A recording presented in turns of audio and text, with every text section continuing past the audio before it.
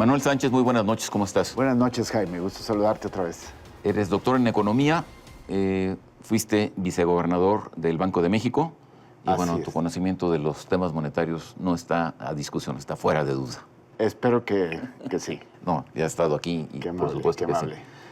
Oye, hace unas semanas se discutió una propuesta, se discutió verbalmente, no quiero decir que se haya discutido en el Congreso, pero hubo una propuesta, cuando menos verbal, de que se podrían utilizar las reservas del Banco de México justamente para financiar el gasto público. Entonces, esto, bueno, causó reacciones inmediatas, llegó hasta el presidente electo a decir que esto no va a ocurrir, pero a final de cuentas, lo que me parece a mí es que no está muy claro qué son las reservas, por una parte, y en segundo lugar, claro, por qué no se podrían o deberían utilizar para financiar el gasto público. Claro. ¿Qué son las reservas, Manuel? Claro, fíjate que eso es un tema que tal vez por el mismo nombre causa cierta confusión y ello lleva a que periódicamente surjan este tipo de ideas e incluso hasta propuestas que llegan hasta el Congreso. Afortunadamente no han pasado hasta ahora, pero probablemente es el término lo que empieza por confundir.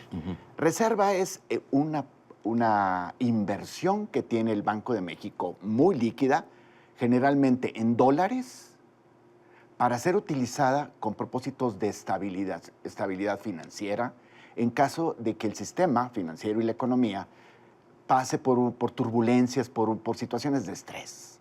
¿Qué significa esto? Que a veces la moneda nacional, el peso, tiene presiones, se empieza a depreciar fuertemente ante algún motivo, alguna razón de incertidumbre, no siempre relacionada con algún desequilibrio nuestro, de México, y en ese caso el Banco de México tiene esas reservas para dar cierta tranquilidad a la operación del sistema financiero. A ver, pero estas reservas, ¿de dónde surgen? Exacto, esa es la otra. O sea, entonces son, digamos, activos líquidos o dólares, puede uno pensar, que tiene el banco a la vista, invertidos en algo muy líquido para utilizarlo como un seguro para situaciones de inestabilidad. A ver, una pregunta.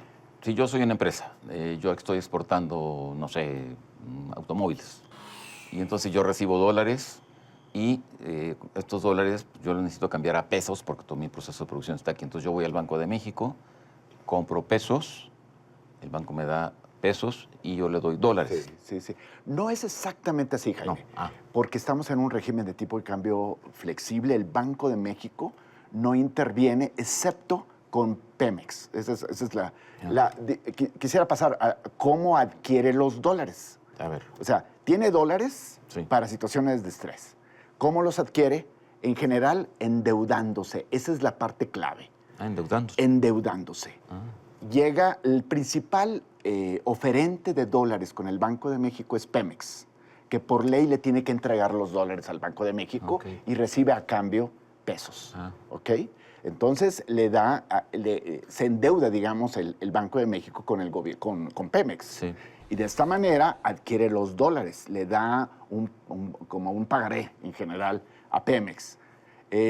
O en ocasiones también puede colocar deuda el Banco de México, digamos un CETE, para recoger dólares del mercado. Pero en general no interviene de esta segunda manera. La mayor parte de la acumulación de reservas internacionales ha sido por la exportación de petróleo, y esto lo hace Pemex con el Banco de México.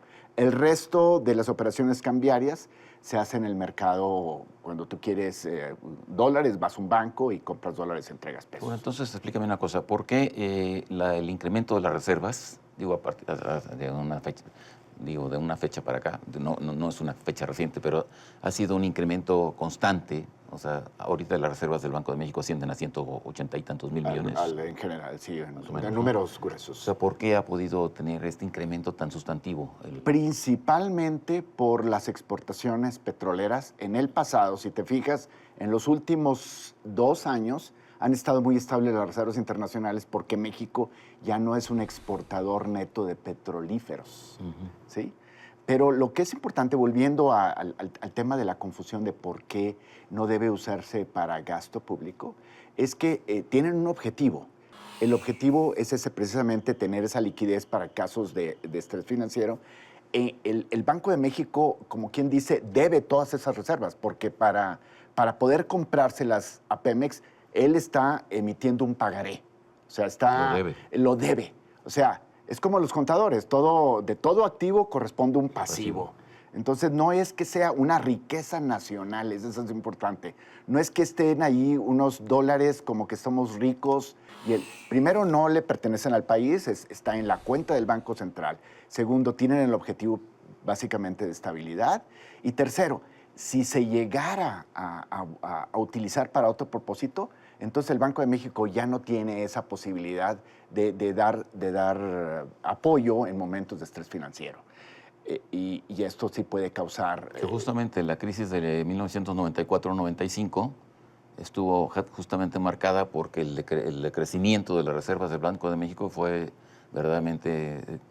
llegó al límite terrible, de agotarse. Eran 10,000 millones. Exacto. Y se pasó este límite y ahí fue cuando vino todo el desastre. Ahí estábamos, si te acuerdas muy bien, en un tipo de cambio predeterminado, medio fijo. Por eso era importante las reservas internacionales en ese sentido, porque ahí se estaba defendiendo un cierto tipo de cambio hasta que se agotaron. Pero a pesar de que estamos en un tipo de cambio flexible y en principio el Banco de México no debería necesitar de reservas internacionales, todos los bancos centrales tienen esas reservas precisamente para, en caso necesario, intervenir para la estabilidad. Ahora, pero no son para algún programa social, porque entonces ese propósito se deja de cumplir y el Banco de México lo convertimos en un banco de desarrollo.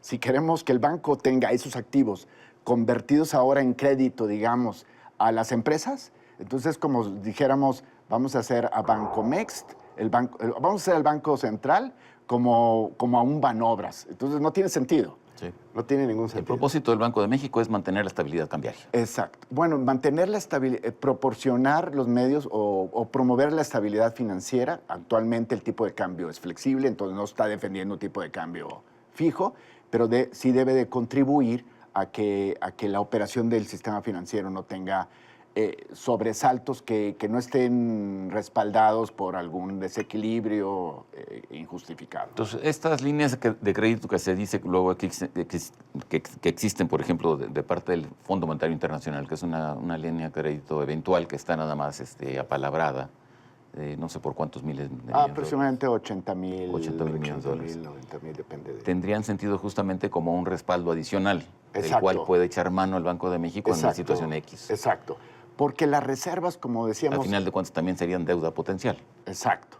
Si el Banco de México sale y compra un dólar, emite dinero, pero el dinero puede ser inflacionario.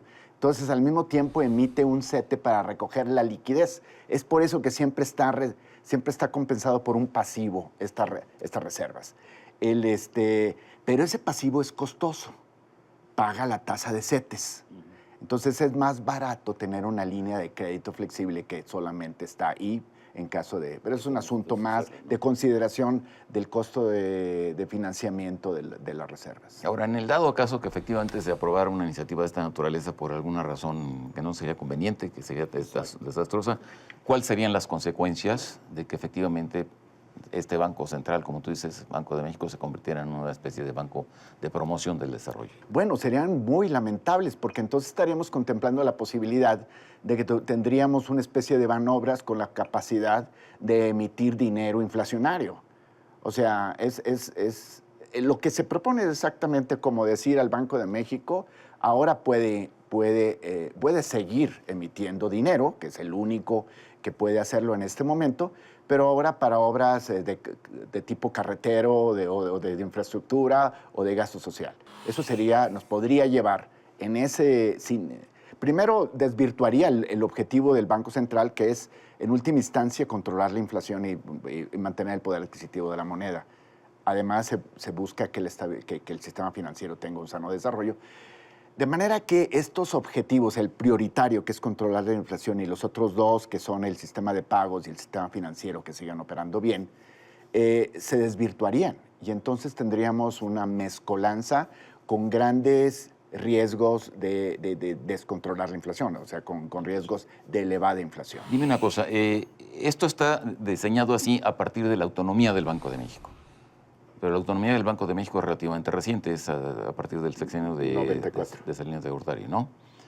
Y en los sexenios, no sé, de los años 70, particularmente durante el gobierno de Luis Echeverría, hubo un proceso inflacionario muy acelerado que tuvo que ver justamente con la emisión de dinero de parte del Banco de México. Mi pregunta es, ¿así operaba entonces el Banco de México? Operaba como una entidad subordinada al gobierno federal, donde gran parte del déficit público se financiaba, como le hace todavía en alguna medida Argentina, con dinero primario, y por eso teníamos elevadas inflaciones.